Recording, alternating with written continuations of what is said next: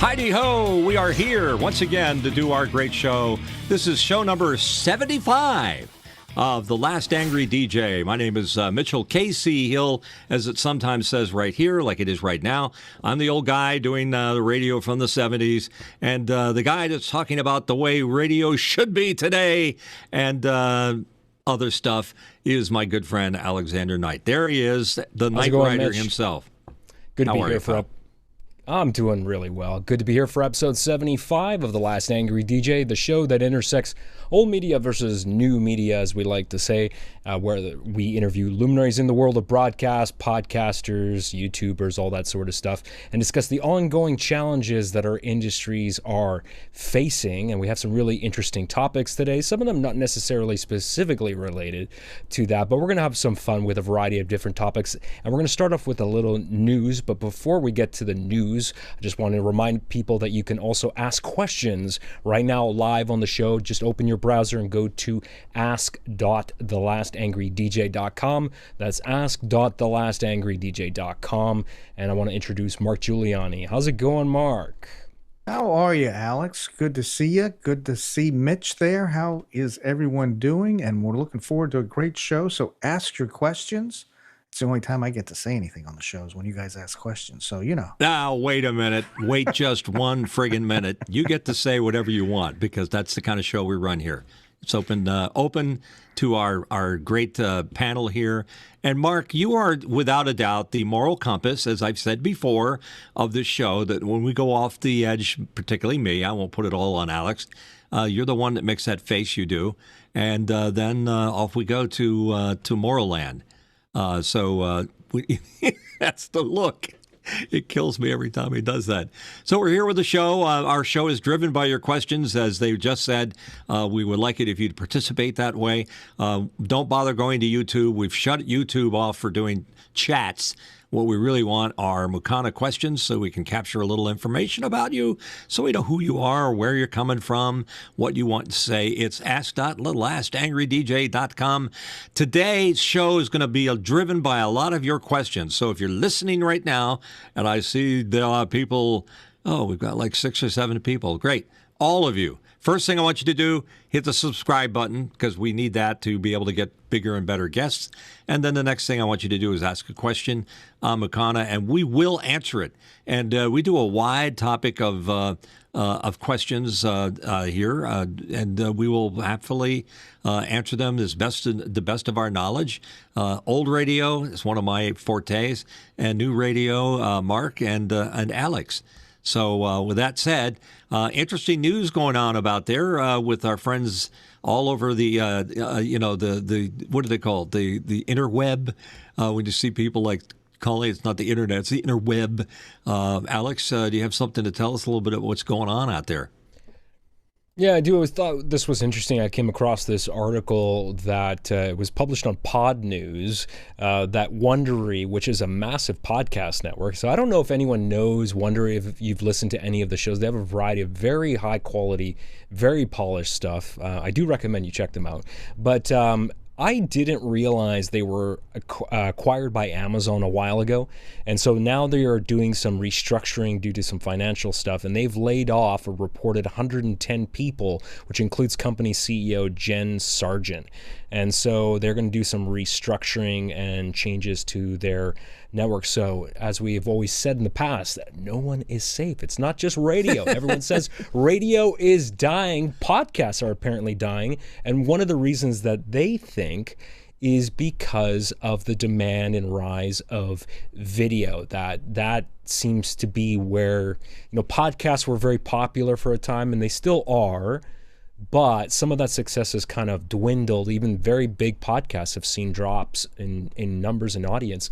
And we've seen some of that audience kind of shift over to YouTube. And that's kind of where it is right now. So lots of challenges in that world. And I'm really glad that we decided to not just limit ourselves to a audio thing only. I'm glad that we diversified and did a podcast, because these days you can't afford to be only on one platform.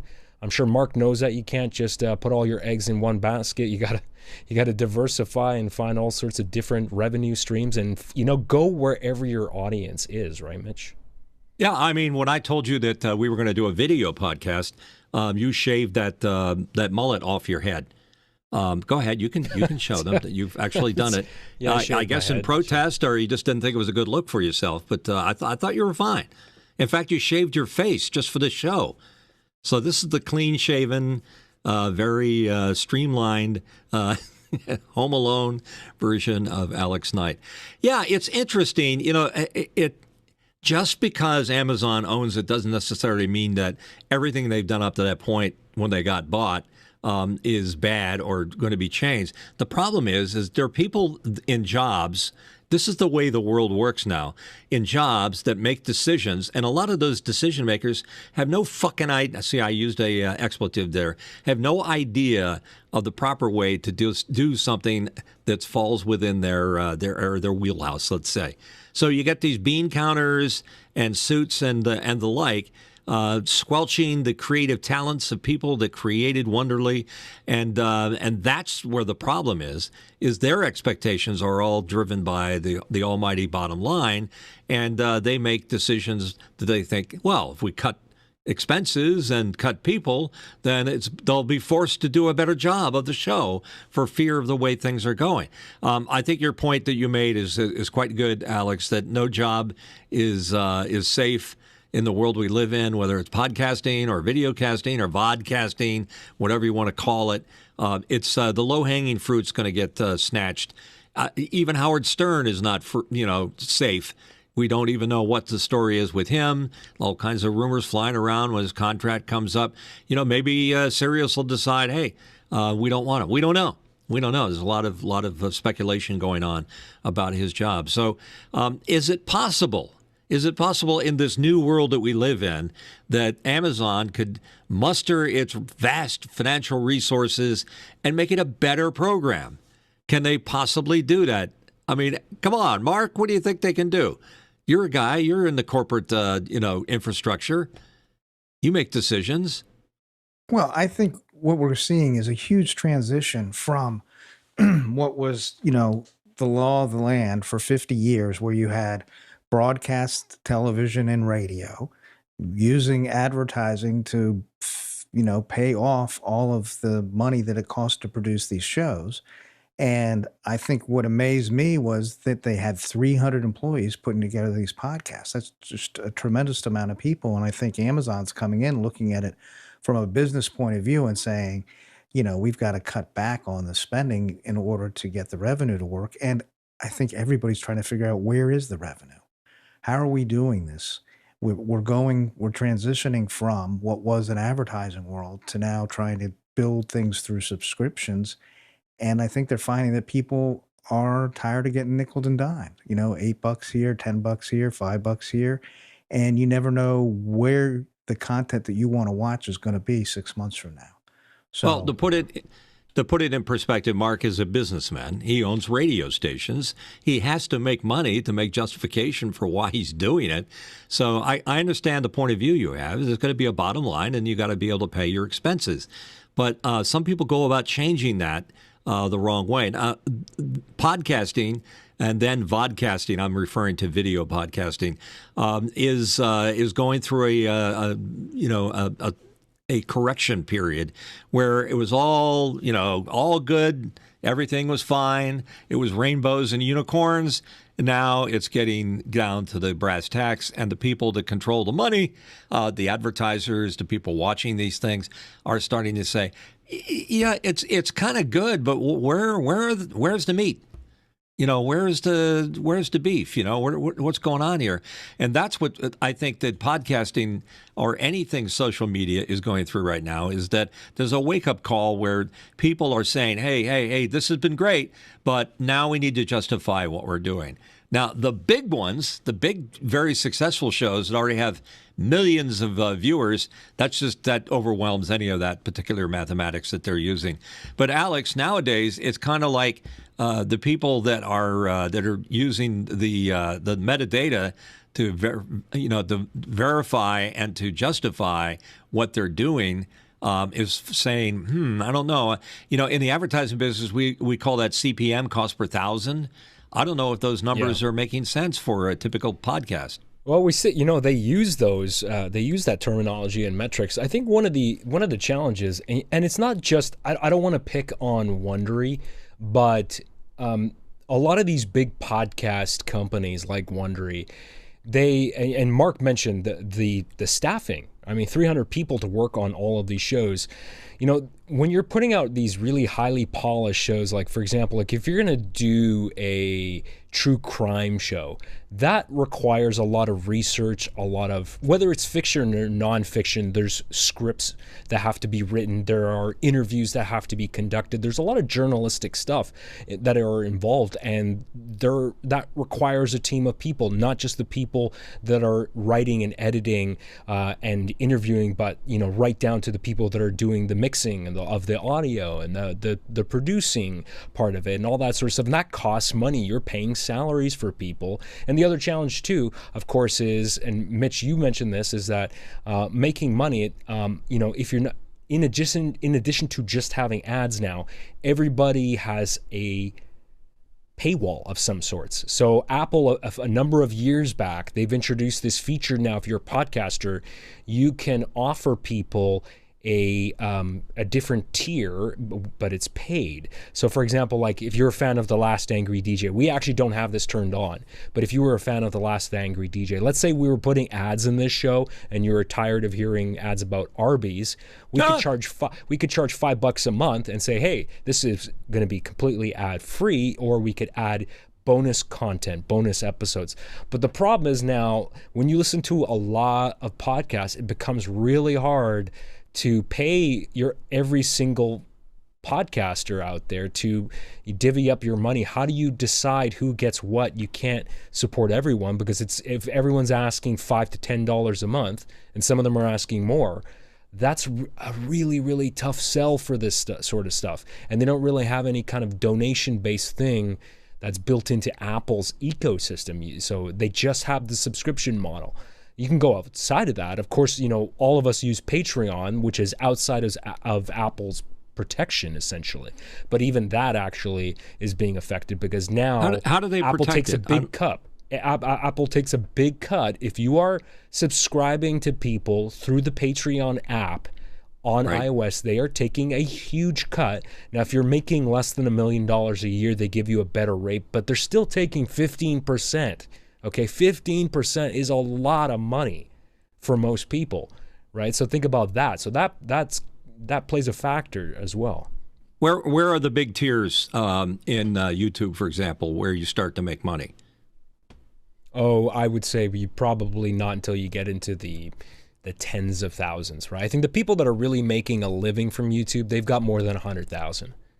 What do you think they're making? It's not just the subscribers. It's the you have to look at all the metrics. So the views that you actually get on episodes, because think about, if you're monetizing, you're putting ads on your videos, the amount of eyeballs that are on those videos will actually make an impact with respect to ad impressions too.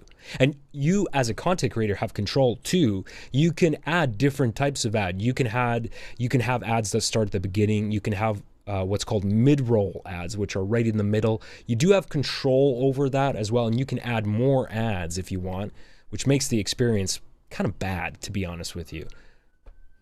Yeah, it's interesting. I don't subscribe to YouTube Plus, whatever the TV thing and the thing that takes the ads away. YouTube Premium. Premium, thank you. I mean, I love YouTube. I think it's great, but I just haven't been motivated to do that. And when I watch a show that I really respect a lot and has a lot of viewers, like Rick Beato's program, it seems to jump away for a 2-minute ad often. And I'm not sure who controls that. Is the algorithm being determined by Rick Beato? Is it being determined by how much money he wants to make? Is it YouTube saying our statistics show that we can interrupt every 5 minutes with a 2-minute commercial break? I mean, how do they do that? Yeah, so like I said, you do have control as the content creator. You can choose to put more ads, so you could have the ones at the beginning, the middle, of the end, stuff like that, but you don't have control necessarily where exactly it's going to start. That's just automatic. You don't have control over that. But you do have control over how many, like you can maximize what they allow you to put on a video. And, you know, depending on who you are, when you're looking at these things, it can get really annoying. I mean, some of these ads are more than 30 seconds and you can't really skip them right away. You have to sit through the entire thing or a good chunk of that. Yeah, you're telling me. Here's the other thing though. And for the amount of value I get out of YouTube, I find that paying for YouTube is absolutely worth it. So I pay for it. Here's the other thing a lot of people don't know.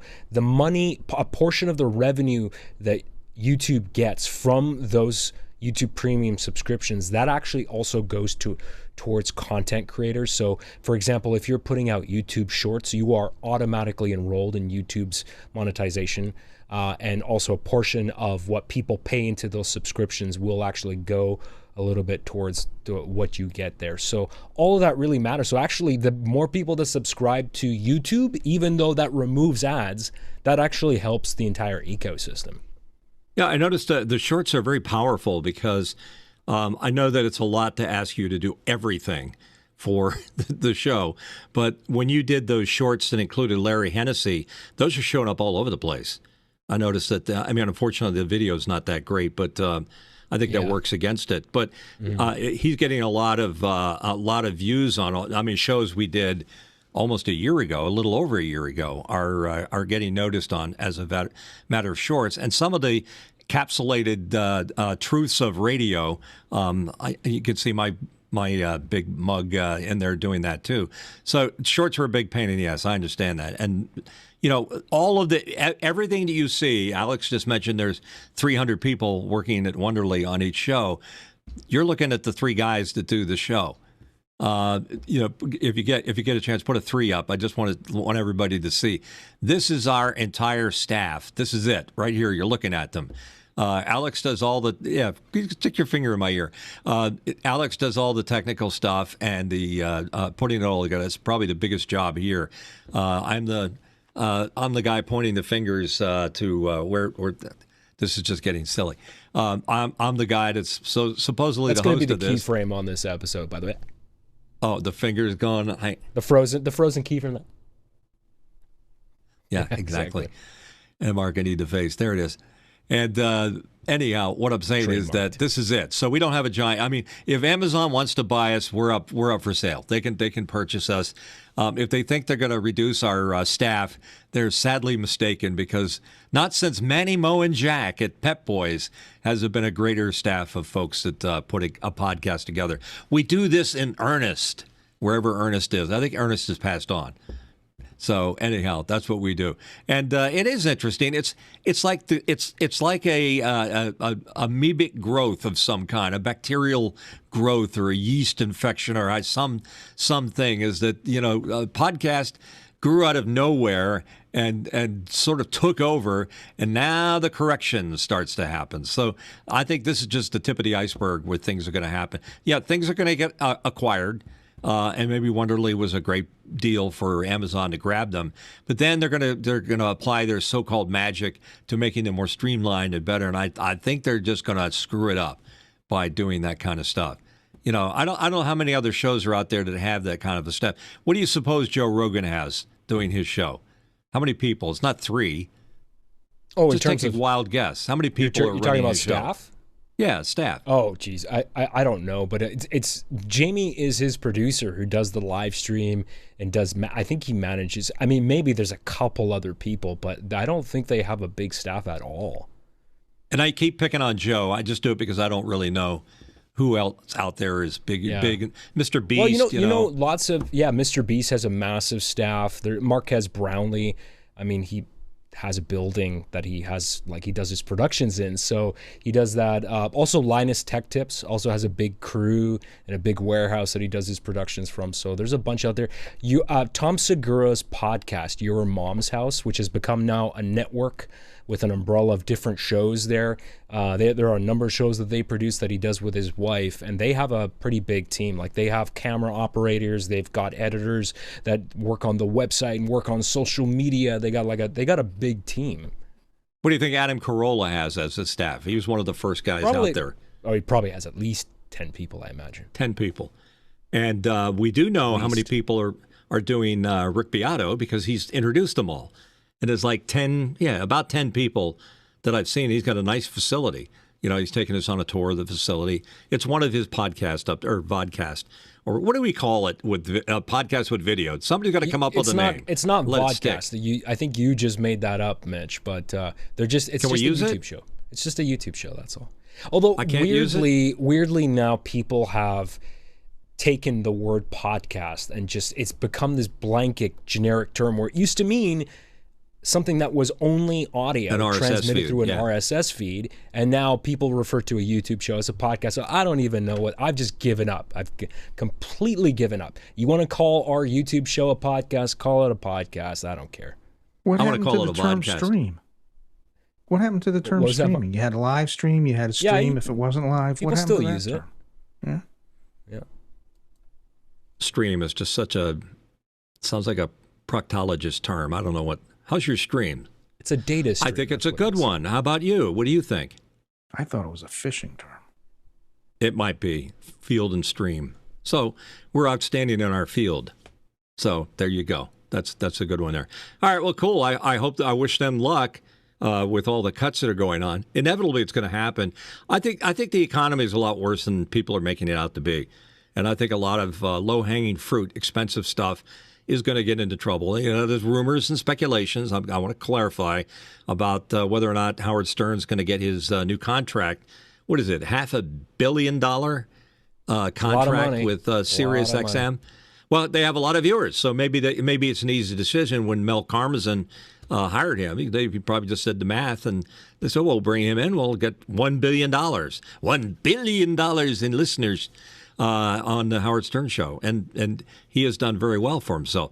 Although, you know, technically, I think he has 2.9 million subscribers to Sirius XM on the Howard 100, and when he was doing terrestrial radio and it was syndicated over 60 radio stations, he had something in the neighborhood of 20 million potential listeners. Right. So essentially, do you really think it's even over 2 million now? I don't know if I buy that. 2.9. Well, they can justify it with the number of actual people that subscribe to Sirius and have Howard 100 as part of their. So it's there. It's numbers. I mean, I'm a Howard fan. I love his show. I listen to it as often as I can. I just don't know if I really buy that he still has millions of people. I mean, maybe he does. I think he's still relevant, but. I don't know. I mean, they're not. I don't think they publish those numbers, do they? Or is this just speculation? These are published numbers from. I shouldn't throw them out there without knowing exactly where they came from. I've just read them somewhere. In fact, fairly recently, when all this speculation was going on, because it's a big deal. And you know, I mean, as clever as Howard is, and as many people have worked for him and his staff, and he does interesting things.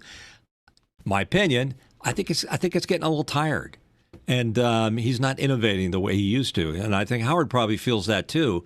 So when he feels that he's given everything he can and he's no longer innovating, I think he's going to step away. You know, he's worth like he's worth some crazy $500 million or whatever. Let's see. Sirius XM 24 was $8.7 billion. Is that their market cap? He's not doing it for it's revenue. That's revenue. Revenue. I'm sorry. Annual revenue for 2024 was $8.7 billion. I think they're just holding on. I don't think they're doing as well as they like to. So right. Well, they were down 2.3% over 23.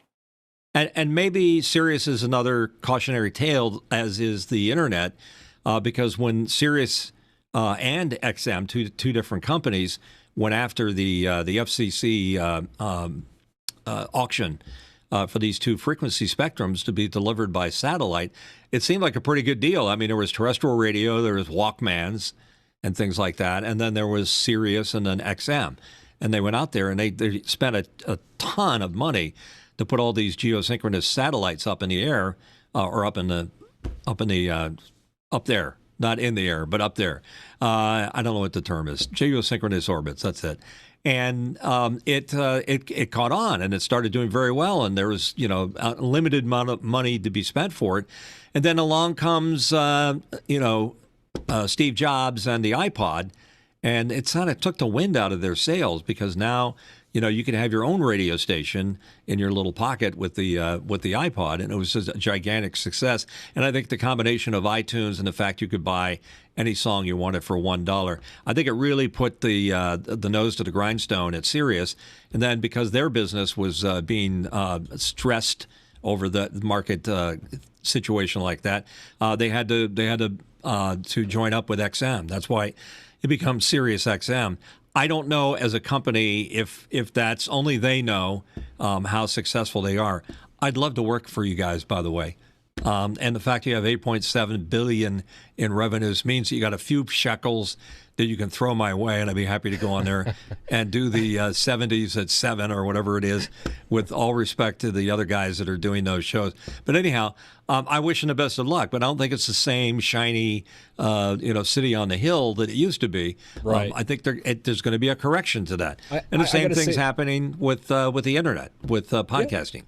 Yeah, it's true. And I do have to say one thing about Sirius, though. They got to do something about their audio quality, because the audio is not as good as it should be. I agree. I do have to say. But by the way, Mitch, I have an idea for the title. If you were to do a show, I'm spitballing here, but yeah, I think your show should be called Delaware Delight. What do you think of that? Delaware Delight. Well, first of all, Delaware being one of the smallest states in the Union, I don't think it really, it doesn't say big and better, and it sort of indicates that maybe only people in Delaware can listen. I'm just the ideas guy, okay? Just go easy on me. How about Delaware? That could be, and in fact, it's been used. So anyhow, yeah, it would be fun. I could do it. I'm pretty feisty at my age, to be able to do that. And I'm one of the last angry DJ that I was going to say. One of the last guys that was on Top 40 radio back in the 70s, still alive.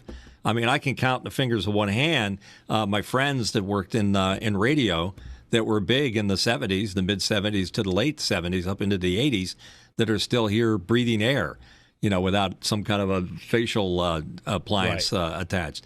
So I'm still doing it. I have a feeling that one day I'll be doing it, and then one day I'll be... Do you think, Mitch, that you would want to do a music show, or do you have, what would you really want to do? If someone just hand you the keys, say, hey, we're going to give you a bunch of money, you come up with a concept, you tell us what you want to do, what would you do for a show? I am not truly a total expert on music. I have, the typical stuff that I've learned over the years, because that's what we did when we talked about the latest song. By an artist, David Hasselhoff, your hero, singing his song, how big he is in Germany. I mean, that's about the extent of my knowledge. And whenever I learned watching the Comedy Central roast of David Hasselhoff, that's the only other place that I learned that. I don't think I don't think I'm the knowledgeable, respected insider radio guy that can tell you about the inside of music, but I am a guy that enjoys a good time playing the right songs in the right procedure, and not in a predictable fashion like some radio stations that repetitively and otherwise. I know how to add a little spice to it to make it interesting. So I play songs like Crow and Evil Woman, and like songs that people say, I haven't heard that song. It was a great song back in the day. Or Vehicle, by the Ides of March, little things like that, just to mix it up a little bit and try to recreate a lot of the fun and interesting radio that was great back in the 70s. I know I'm a bleeding heart, old guy radio saying, let's go back to the golden age but it was fun back then. And that's what I would do. I would make it fun. I would make it interesting to listen to. It wouldn't necessarily be informative. Anybody can get the same information. There's a book called The Green Book. I'll show it to you guys in a little bit. That you can pull out, and you can get all kinds of trivia and interesting things. Did you know that Davy Jones used to be a jockey before he became a singer with the Monkees? I mean, little things like that. I could get that in, and I would do it like Casey Kasem did. Coming up next is a top 40 artist who used to be a jockey. Now he's a disc jockey. Get it? Ha ha, or whatever. Just to make it fun. And as I've told you before, the number one job of a disc jockey on a radio is to just reassure people that everything is okay and have fun. It's a sunny day today. Here's a song you played when you were a kid, dating for the first time, going to a drive-in movie. That's the kind of fun and interesting, upbeat, happy stuff that I think is a little bit missing from radio today. So I hope I answered your question. You did answer my question, and I was just thinking too, it'd be kind of fun. We do this thing on YouTube, but would you do like this type of show? Would you do it if you had the opportunity, if all of us had the opportunity where we could go into a studio and we didn't have to worry about cameras and we're just talking in a mic and it's just going to be broadcast over, just audio format. I feel like there's a different vibe too as well between a show like this where we have cameras on us versus, say, a radio show or a podcast where there are no cameras on you. I feel like there's a different vibe. As somebody who's also done audio-only stuff, I feel like the conversation, it changes. I don't know if you've experienced this, but it's just a different vibe because it's a different format. I feel like it's almost, in some respects, both of them to a degree are performative, but I feel like I'm more self-conscious about being on camera. How do I look? Is my lighting okay? Is it this and that? But I feel that's like somebody else's job. It's different. It's different when that's what the producers are. To be unobtrusive in the process of producing a show, so that you don't have to worry as talent. You don't have to worry about, well, my head's shining a little bit, and maybe I use some edgy commentary that needs to be somebody that's in charge of all that stuff. That's what a producer does, or a director. But let me give you a good case in point. It's no secret I like Bill Maher on HBO Max. And Bill does political commentary. But his show and his style and his format is the age-old format of doing talk shows that started with maybe before Jack Parr did The Tonight Show with Johnny Carson. Monologue, comedy sketch, interview, sit down with, he does have some unique content, but it's the same model that's been done over and over. Now, I think he's relatively successful at it. But he does another show. I forget what it's called, but it's just him and the artist or the person he's interviewing sitting in his, his basement, smoking dope and doing a talk show. It's horrible.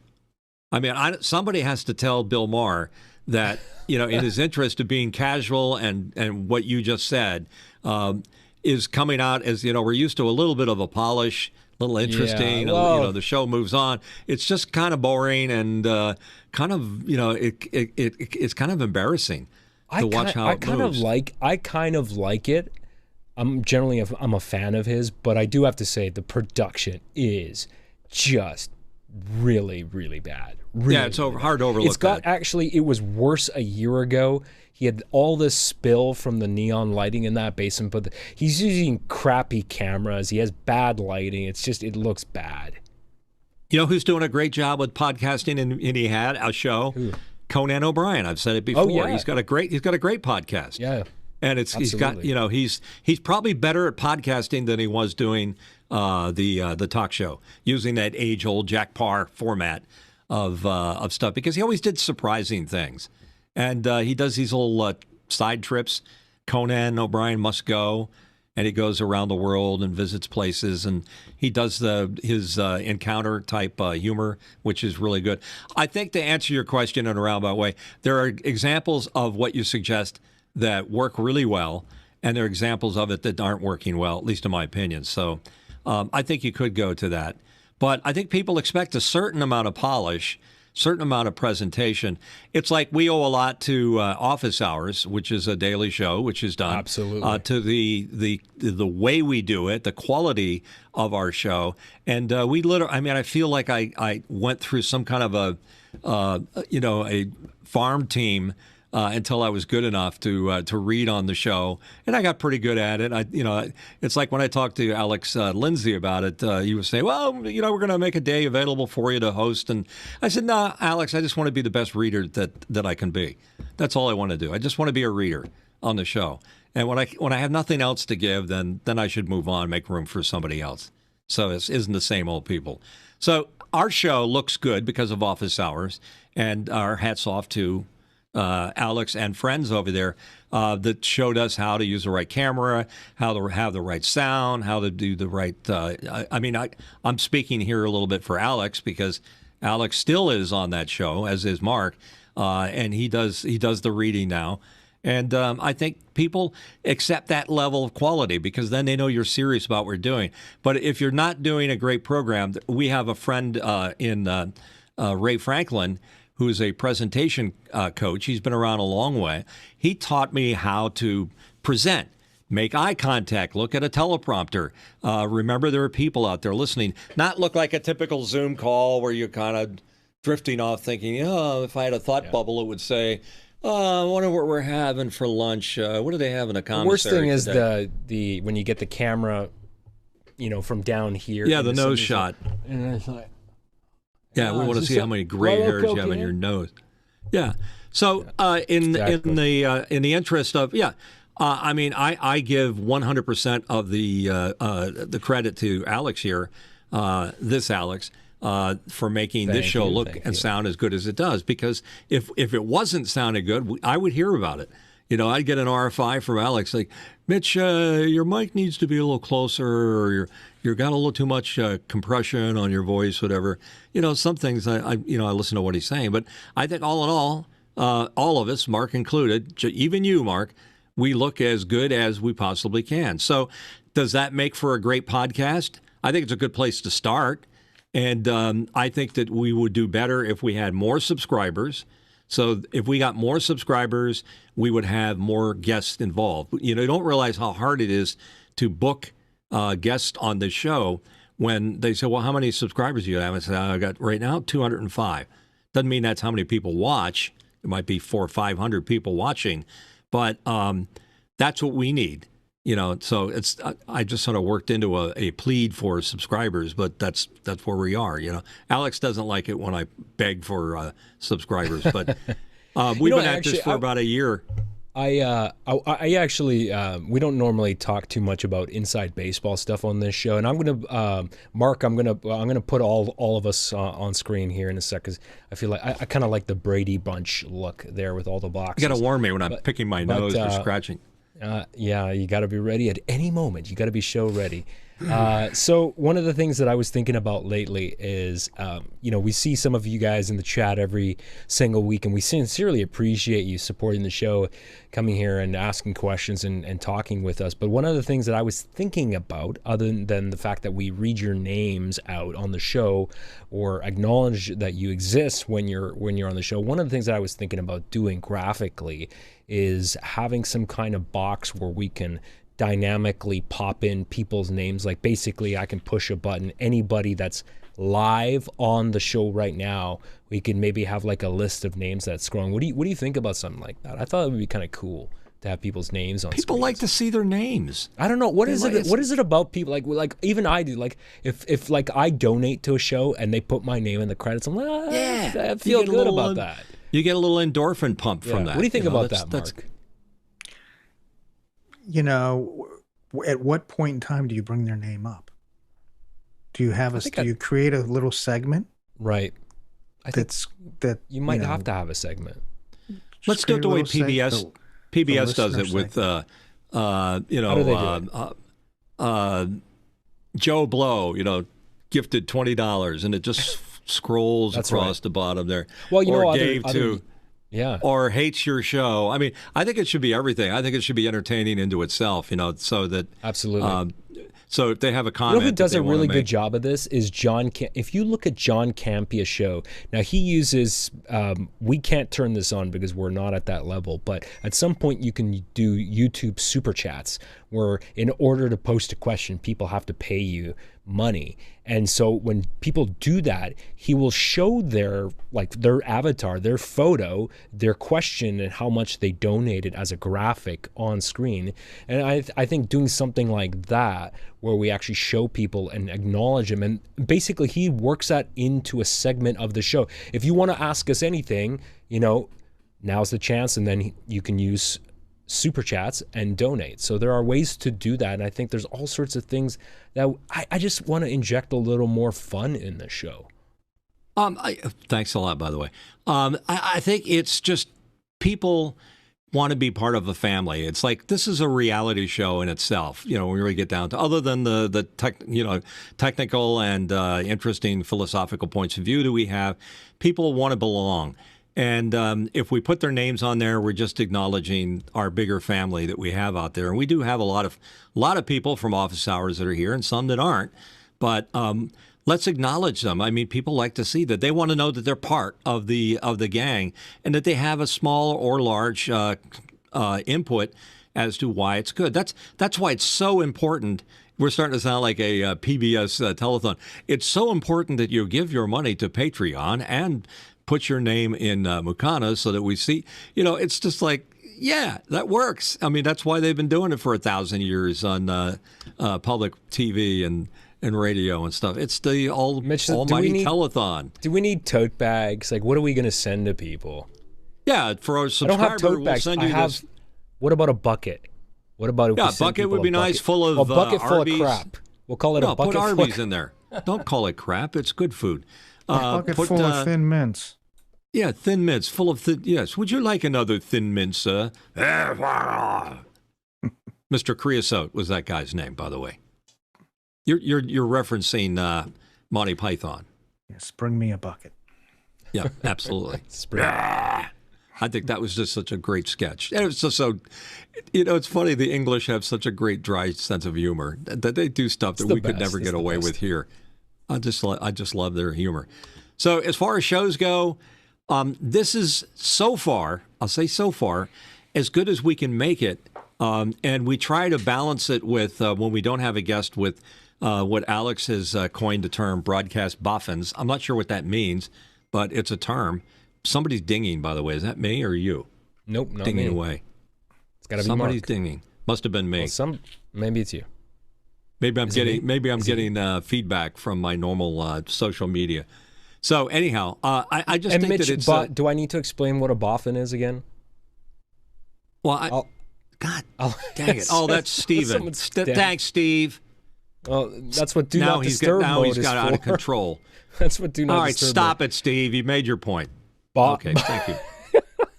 Please jump in with your boffins comment before Steve dings me again. A boffin, it's a British term, basically. It's like someone with a beard that's a scientist or an engineer. It's a technical thing. A true nerd. Yeah, okay, Yeah. good. So we're broadcast nerds, essentially, is what you're saying. Maybe we should give out pocket protectors as a subscriber gift. Yeah, remind me what a pocket. What is a pocket protector? What are we protecting in the pocket? You literally don't know what it is? Honestly, I can't. I probably. I know I've read the description before, but I can't remember. Explain it to people. A pocket protector is a piece of plastic that has a flange or a lip on it that you would clip in your jacket that would drop into your jacket pocket and fall over the top, and then you could put your pens in the top of the doodad in case like it that. leaks, right? And they did leak. If you had a Bic pen or whatever, and they had a leak, you had a destroyed shirt or jacket. And my yearbook picture had a picture of me in a really nice suit jacket that my mom got me because my mom did that, and it had a pocket protector with a. There's your shot. Mark's got it. Pop that up there. That's a pocket protector. A 3-stack. That's actually not not a terrible look. I suspect that Mark had one of those when he was in high school. Did you have one, Mark, a pocket protector? Oh, you're muted. I know Steve Stryker did. Mr. Ding Me, Steve Stryker. Sorry, wrong keyboard. I did not. Alex, Now, can you it's still too buy young. those? If I go to Amazon, You bet. There's and one right search, there. Can You you had it buy up. it? Yeah. That's a real product? Yeah, and it made out of plastic. Made out You of stick it in your plastic. shirt pocket, and it protects your shirt pocket. You just put all your pens in it. I'm going to look for Yeah, but do pens leak still? look Do they for stop that. leaking at some I point? haven't had a pen leak since I was a kid. I don't think that's a thing anymore. It is if you put them in the washing machine. Yeah, there you go. That's true. Have you noticed no that if one you would- leave money in your Not that pocket Mark would ever do that. and it goes through a wash cycle and it survives, money must not be made from paper. It must be made from linen or something, some cloth. Depends No where you comment? are. Okay. I think our No, I think our it's money- made. It is made a from special plastic here. paper that's made by who used to make the stock that you would buy to write letters on. There was a famous company that used to make Watermark or No, I don't know. think of it.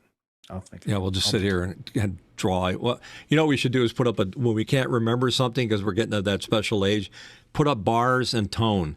Technical difficulties, you know, whenever we can't find the word that we want to use, which happens to be more and more. So, do you want to know what Canadian cash is made out of in terms of materials? Because we just talked about bacon? materials for it's not paper like American money. Modern Back bacon. Canadian. This is ChatGPT. Modern Canadian banknotes are made from a polymer substrate, specifically BOPP, biaxially oriented polypropylene, a type of durable plastic. Before 2011, Canada bills were made out of a cotton-based paper with various security features, but the switch to polymer made them more durable, more resistant to tearing, folding, and moisture damage, and easier to embed advanced security features like transparent windows and holograms. Did you know that Canadian cash has holograms in it? Apparently, that was a high point of our show today. Canadian cash and where it's made. Crane. We've hit a new low point. We're talking about polymers and cash. Yeah. Mark, Crane, the company that you buy paper for special letters and engraving and things like that, has been the supplier to the printers of the U.S. money, the mint, since the 1800s. And do you know what calligraphy is, Mark? And no, it's not a movie. I just know about the pen and the writing. I don't You know what about the calligraphy movie. is? Yeah. the Not pen. Caligula. The Who calligraphy. knows what calligraphy is? Come on. Okay. Not What is Caligula. What is Show- that? You want me to explain it to you and take us to an even lower low on the show? We should probably move on to the. We got 8 people watching now. I mean, hey, we're really we're catching on. We're I knew the juicing porn it. would be We're our juicing it savior. now. We got to move to porn as our ASMR porn. That's what we're going to do. Whatever. So anyhow, what else do we have on our rundown that we can talk let's see about here? What we got here? We got I know it's a subject you don't like. old movies Old that movies and have relevance. relevance today. Okay. First of all, Alex brought up movies and he showed off a bunch of his 4K DVDs, and they were like director's cuts. I took the time to see the director's cut of Dark City, which I forget the artist's name, but yeah, he's making faces. That's at me Alex now. Proyas who directed Yeah, that. Proyas, and he did music videos. He And did The things Crow, like that. by the way. He did The Crow Yeah. before that. Okay, great. So I was searching through Amazon Prime, and there was Dark City. But here's the thing: I was looking at the first one that showed up was the regular movie release version, and then a little bit further down was the director's cut, and it was like $3 or something like that. So I went for it, and I'm familiar with the original, but the director's cut was awesome. It was just the storytelling. The continuity of the program, the visuals, everything was just perfect. And by the way, Kiefer Sutherland should have won an award for that because he was He's just brilliant in so that. he was so weird. I don't know where he came up with that, but his cadence and way of speaking he always He would take a sounded breath out of after breath. every He would always two sound words, out yeah. of breath. Yeah, he would take a breath.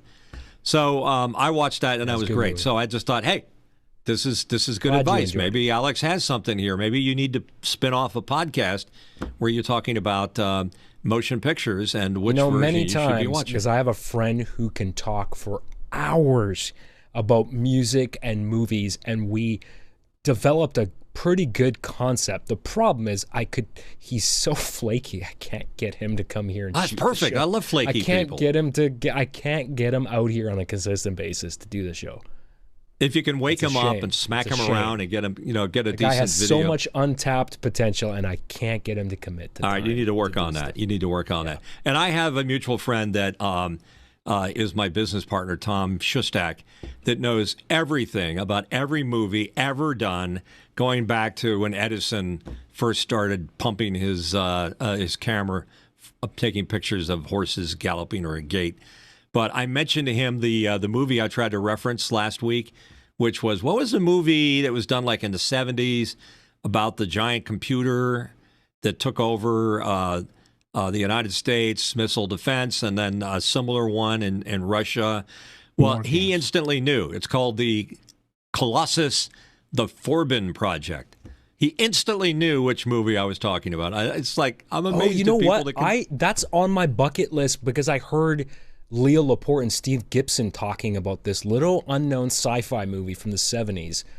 And I had not heard of it before, and it's actually I'm glad you brought that up because that reminds me. Colossus, the Forbin Project. And by the way, problem is no one's you can't restored stream this it. movie. It hasn't been can't stream it. restored, and you can't watch it anywhere. And I think it maybe got a DVD release, but it's out of print and you can't get it.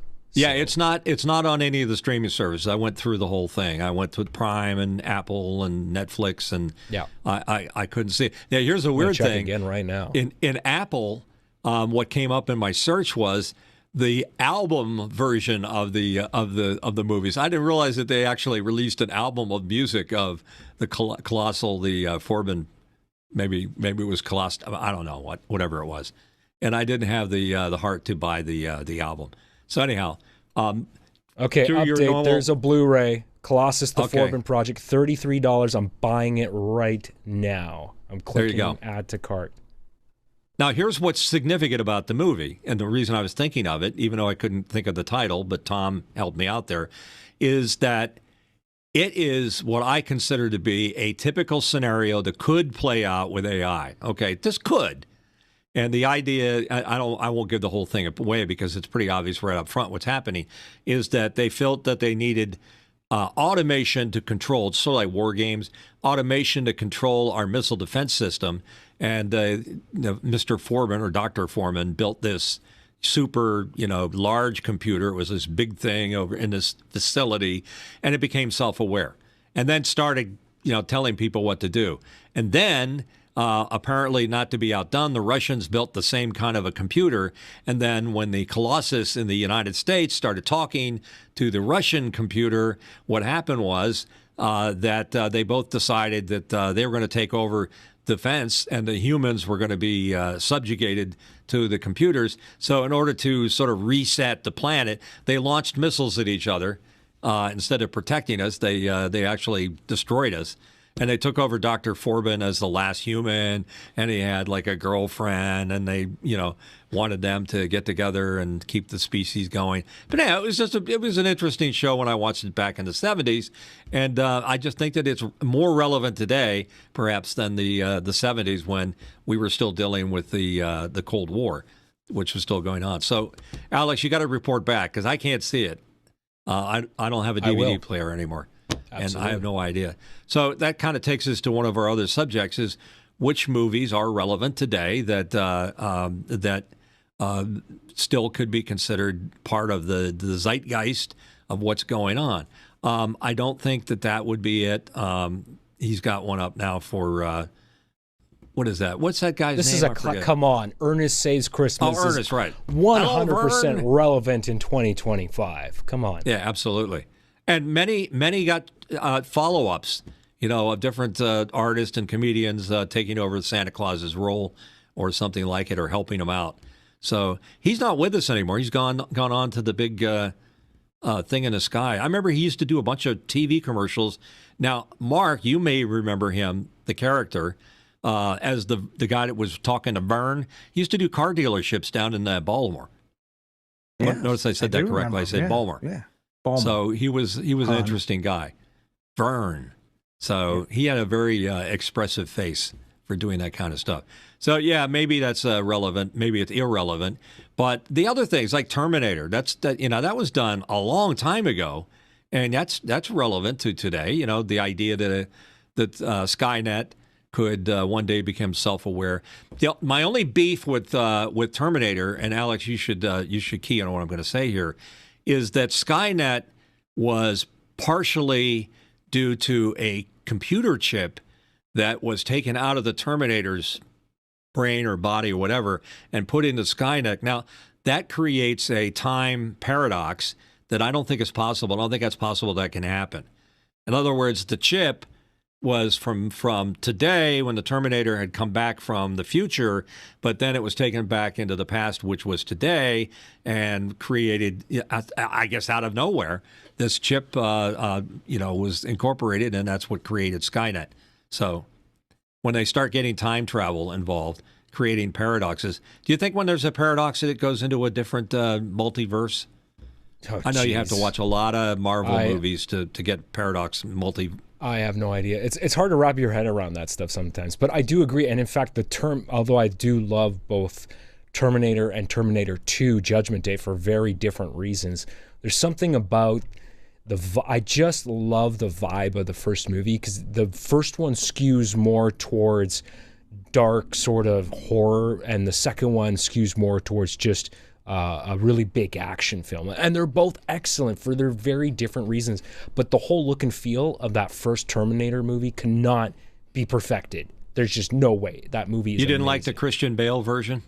That movie is not as bad as people. In fact, if you see the director's cut of that movie, of Terminator Salvation, is better than the theatrical release. And it's not as bad as I remember people saying it was.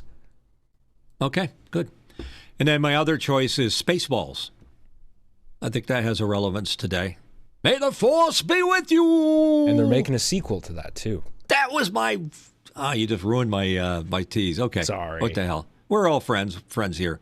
So, apparently they've decided to do a sequel. Of all the movies that Mel Brooks has done, which ones do you think he could get made in today's world? He definitely couldn't be Blazing Saddles. It would just not fly with the woke society we have today.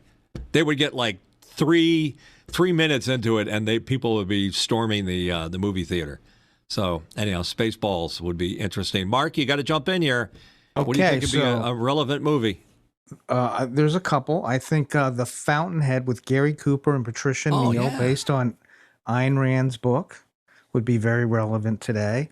And I think any of the Matrix series. I mean, we're right in the middle of the Matrix right now with all this AI. Well, truly, some big scientists are saying that we're living in a simulation, that we may not actually be alive. We may be living in a simulation.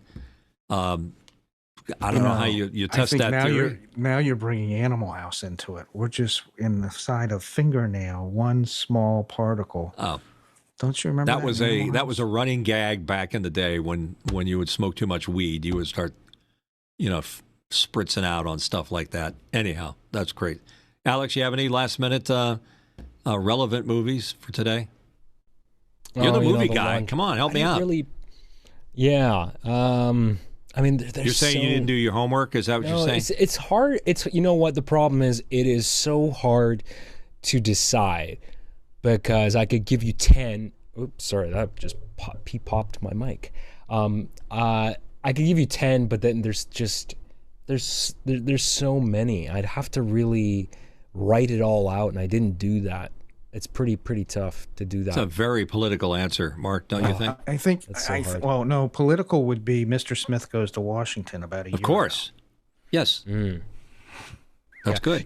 You know what holds up really well? The first RoboCop movie, Paul Verhoeven. Yeah. You look at that movie and it says so much about corporate greed and everything that he says about that movie, about like how, the OCP, this big corporate conglomerate, it basically wants to buy the police and run the police. And there's so many parallels, like just even modern society and where things are going right now. Do you know we have a connection to that movie? What was that? We have a connection to that movie.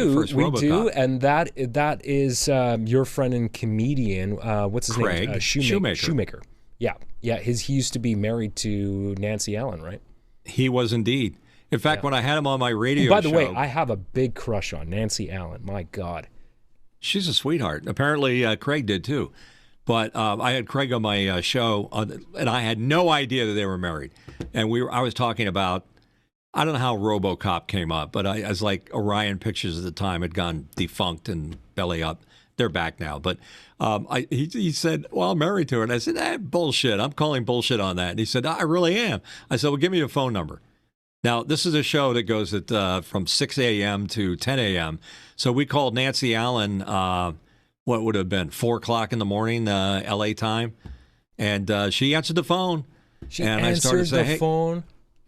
Yeah, well, he gave me her private number, his own number. And I said, Craig is here. She said, that son of a... Apparently they were having difficulties. I don't know. But she was definitely unhappy about the phone call. And then she kind of warmed up to us.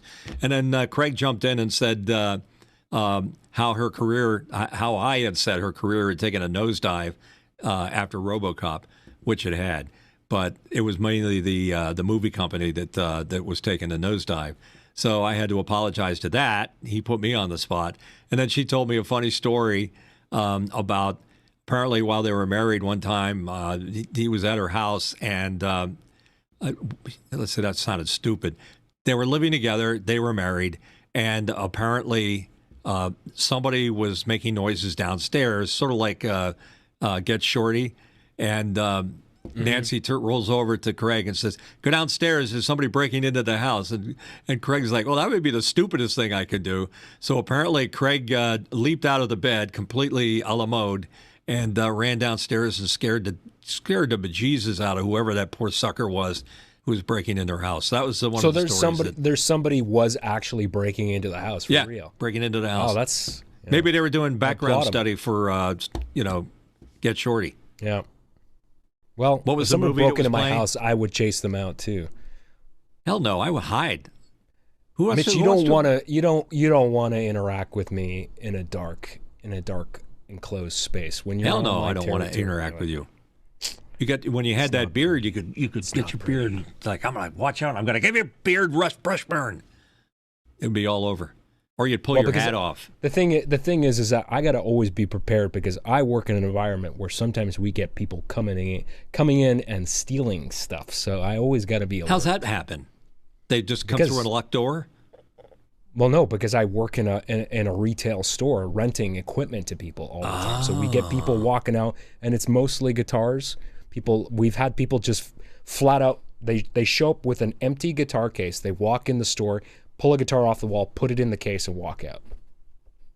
Do they play Stairway to Heaven first? Oh yeah, actually they play the whole song, and we just sit there and watch them play. As soon as you hear that, it's a dead giveaway. I got another thing. If they come in, this guy can't be trusted. He's playing Stairway. If they come in and they have an empty guitar case and they're wearing a hoodie and they're playing Stairway to Heaven, chances are they're going to steal the guitar. If it's a nice Fender guitar, exactly. I think I'd put eyes on that person. I'm watching you. I can see what you're up to. If they look like one of the what are the guys that did the guy Strike Back? What are the two characters? You're the movie buff. The two guys that do the comedy show in the mall. Oh, I'm trying to think of his name. You're talking about Mallrats? Yeah, those guys. The two guys. Yeah, that did that show. Yeah. Oh, and by the way, we have a connection to that too. Kevin Smith. Yeah, Kevin Smith. That's him. Yeah. That's Kevin Smith, who's lost a lot of weight. Looks pretty good. Yeah. Looks pretty good now. So I don't know if that has any relevance to today. So anyhow, hey, do we have questions in Mukana before I fire Mukana? No, not today. What did we do to deserve this kind of treatment? No, there's are people we making a mistake? There's Jerry Hoyles in the chat, and he said, what is Jerry saying here? He said, we need a media pick from each of you every week. A media pick? That. What's that? Like what we did last week when I was showing off stuff, like at the end of the show, a media pick. Like what are you listening to? Could be like, what are you listening to? What are you reading? What do you got it? Something. Got it. That's understood. Not a bad suggestion. No, I think it got me to watch the director's cut of Dark City, and it got me thinking. Are you in the middle of it, reading any books right now? I'm actually just finishing up. I am finishing up Bruce Dickinson's autobiography, which is utterly fascinating. To go from rock star to pilot of a commercial airline pilot piloting a 747. I mean, it's just unreal. That guy's had an incredible It's inspiration for you. I'm a voracious, hard science fiction reader. Me too. I almost cannot read anything else other than that, like Dune, David Brin, the Uplift series that David Brin, all these guys that are about like you, Mitch. That's actually something you and I share in common, because ever since I was a kid, I always struggled to read, and I've never been diagnosed with ADHD, but it wouldn't surprise me. I always had a problem focusing on a lot of things, and I would only laser focus on the very narrow things that I was interested in, and one of those things was science fiction. You could give me a comic book or any book that was science fiction or fantasy, I would read that incredibly fast. Anything else, you could not get me to read anything. Well, there we go. Now we find out something about each other that we didn't know, and we've known each other for years. So there you go. Science fiction. One of these days I got to take the camera downstairs and I could show you my wall of books, and every one of them you're going to look at it and say, aha. Nice. And I like some of the really crazy stuff, like, what is it? Chris Milieu, I can't pronounce his name correctly. Does some really great fantasy sci-fi. I do hate it when I see fantasy mixed in the sci-fi section at the bookstore, but this guy does something where he kind of mixes them together. Did you see that movie called Annihilation that was out there with Natalie Portman? No. Here's my suggestion for you. Is that any good? Yeah, Annihilation, okay. Natalie Portman. I don't know if I got the title exactly right. I'm writing it down right now. It's a really deep sci-fi, crazy alien thing, but it's well done. It's not going to waste your time. It's not like all these overdubbed bad sci-fi movies about some giant spaceship coming in and taking over. It's really badly done. I watched something the other day. It was a huge waste of time. The Fifth Wave that was done like in the early aughts. It's about the alien ship coming down, and there are 5 waves. The first one was a tsunami or something, or cholera or some other. Anyhow, it was a waste of time. And I see our listeners are dropping like flies on my. Well, we're coming to the end of the show anyway. Commentary here. Do we have anything else that I've missed that we want to cover on our rundown? I think that is pretty much it, except there's one last thing we don't have to spend a lot of time on. Mitch, is your suggestion, which was how come sequels suck? Happy Gilmore, part 2. That's my my story. And Alex will now proceed to tell me that I'm wrong and that it was a wonderful piece of art.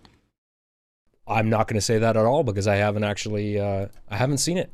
I just hear I'm taking a pulse of what my friends and family are saying and what people in the media are saying, and a lot of people seem to say it's pretty decent, but again, I haven't seen it. I will get around to it, make my own judgments. I will leave it at that, and I think it's the worst use of John Daly I've ever seen. If you truly like the game of golf, it's a very big disappointment. And the other disappointment, speaking of golf, Caddyshack 2, horrible. It just didn't even measure up. So all these golf-related sequels just don't seem to stand up. All right. Mad Max Beyond the Thunderdome.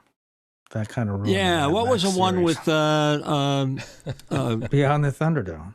Yeah, one goes, 2 go in, 1 comes out. What was it? Tina Turner sang the theme song. Yeah.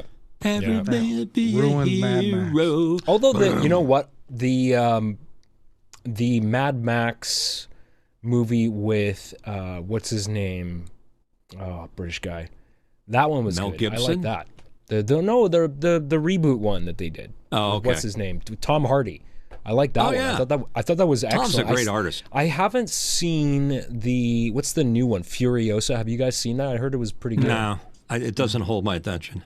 No? Maybe I got problems. I don't know.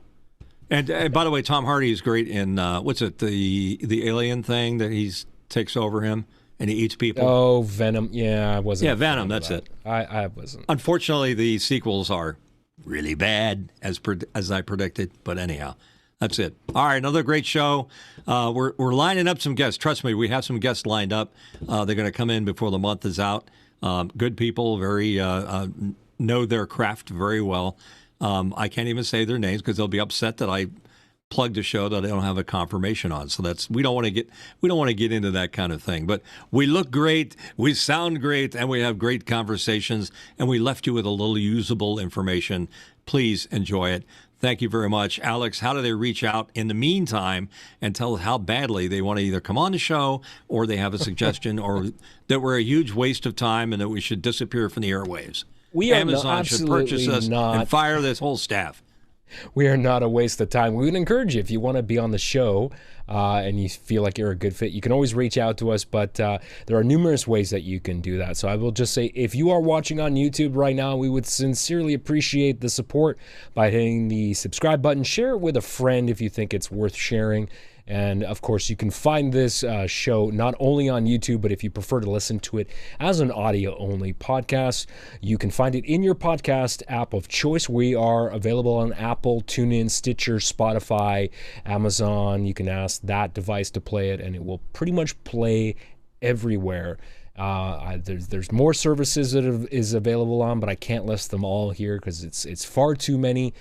You can also support us by going to patreon.com/TheLastAngryDJ. That's patreon.com/TheLastAngryDJ and become a coffee supporter at $2 a month. We would sincerely appreciate it. And of course, you can find us on social media. You can email us. We have an email address as well. You'll find that on the website. You know where to go. You guys are smart people. You can find it there. Thank you to the people at Boink Software for providing Mimo Live, the program that we're using to live stream this show and to make basically this production look the way it is. We couldn't do this show without you. So thank you to Oliver Breinbach specifically for helping us get started on that. And, of course, to Mark Giuliani, who hasn't said much this episode, but, man, you're so integral to this show.